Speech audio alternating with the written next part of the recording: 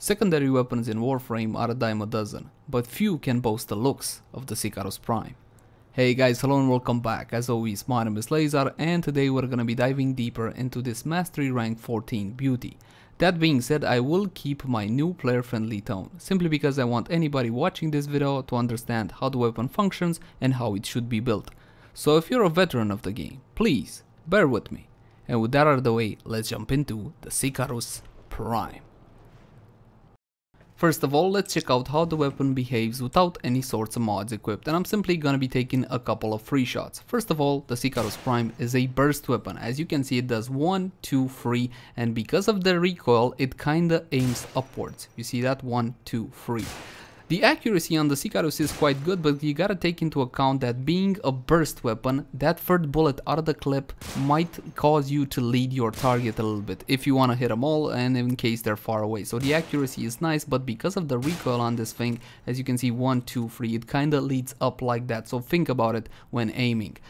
Second of all, we got 24 bullets in a clip, but we fire 3 at once. That means that our clip size is effectively 8. And that's pretty much it for how the weapon behaves. Let's jump into stats and see exactly what we're dealing with. First of all, mod capacity is 60 out of 60, and if you guys still don't know how to obtain this one by now, you simply jump into actions and install an Orokin catalyst.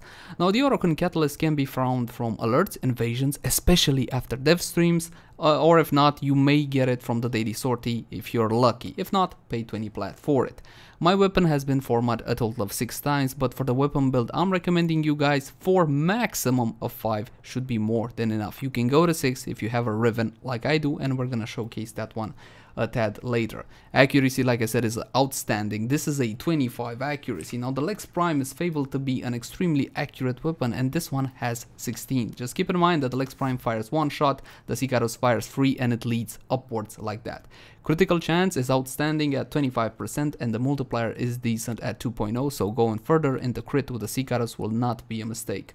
Fire rate 9.38, and the magazine, as you saw there, 24, but once again effectively 8. Reload is 2 seconds, which I will call decent. Again, you will really be reloading quite often, but 2 seconds is definitely not bad. Riven disposition, 5 out of 5. Now currently the Sicarus Prime is vaulted. Unless I miss my guess, it was launched with Ember Prime, and the Rivens for this one will be absolutely outstanding. Unfortunately, they're also quite pricey at the moment. Status chance is 20%, which is decent. Again, this is a burst weapon, so that must be factored in.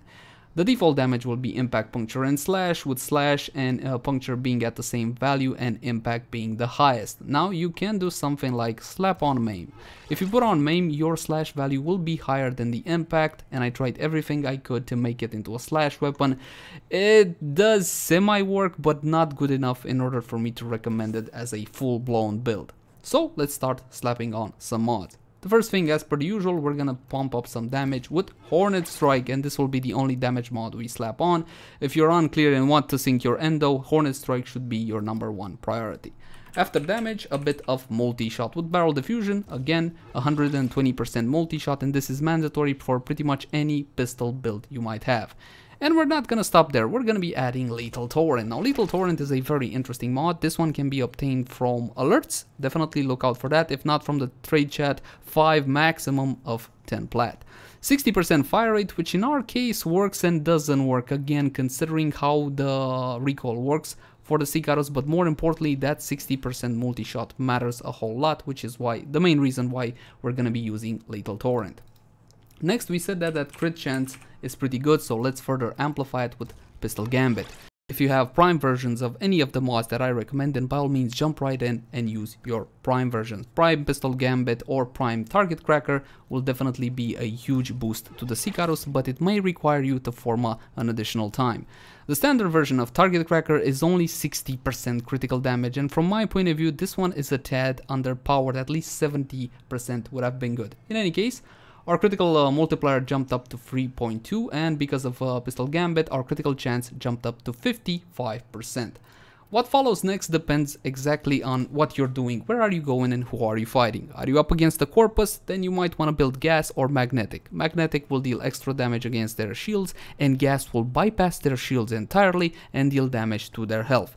If you're up against the Infested, then might I recommend just flat out Heat. It's more than enough to deal with them, but if you want like the best solution, you can go for Viral.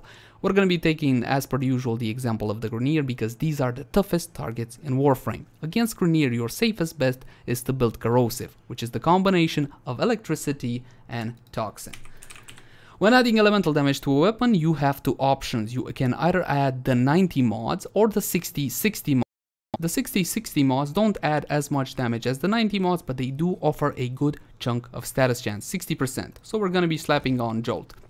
Now, the reason why we're going with the 60-60 mods is because against level 100 and over enemies, the 60-60 mods usually prove the better results, and they have so in testing.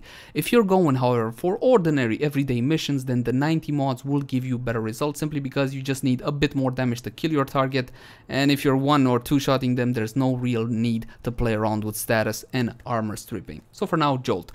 Jolt currently kind of dropped in price on PC because BattleKittier brought it, so if you do not have it yet, please pick it up. You're gonna need it on a lot of pistol builds, or better said, secondary builds. Next we're gonna get Toxin, and Pistol Pestilence is a whole lot more accessible, more affordable, and you should have it. 10 maximum, 15 plats from the trade chat. If you guys want to farm it, it drops from Corrupted Vor in the Void. Quite easily farmable, definitely go for it. As for our last option, now I tested a whole bunch of things. Auger Pack, Hydraulic Cross, another 60 mod, Hollow Point. I pretty much tested everything that could cross my mind. I even went for bladed rounds, or better said sharpened bullets, my bad. On kill, 75% crit damage while aiming for 9 seconds.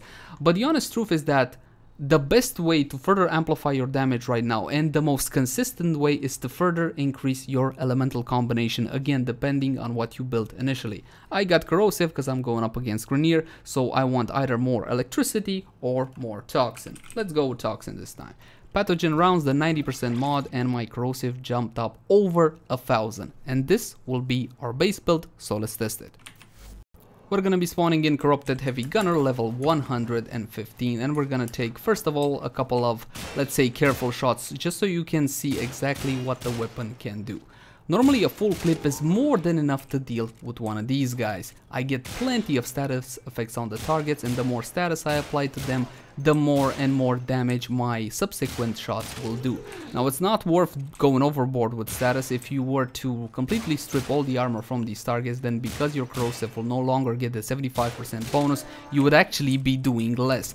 But you're not really in any kind of danger, not that kind of danger when it comes to the Sicarus Prime. Of course, we can also fan the hammer, and the Sicarus Prime looks now like kind of an automatic weapon. You can get a fire rate like this through the use of a macro. And if you're worried if these macros are legit or are not legit, then do what I did. Contact DE, send them a ticket for the website, and they will tell you exactly if it's okay or not. I simply took a picture of my macro and I sent it off to them. But back to the Sicarus Prime, as you can see, that can deal one serious punch. Level 115 Corrupted Heavy Gunner. As you can see, the accuracy on this thing is not bad, but the more I am away from my target, the more that recoil kind of bothers me, and again, subsequent shots kind of climb. So there is that to take into account. And this will be the base build I'm recommending to you guys. This is a cheap, affordable build. Nothing here is expensive outside of Jolt. Again, pick it up now while it's still fresh from battle. It shouldn't cost you an arm and a leg. I think the current prices are around 40 plat, 50 on the max, and before it was 100. In any case, let's switch to something with a bit more humph. My Riven setup. Now, a friend loaned me this one. He loves the Sicarus Prime, and he asked me for a month to make a Sicarus video. Eventually, I got to it, and this one has multi-shot and a whole lot of damage. Again, we're talking about Riven Disposition 5 weapon here.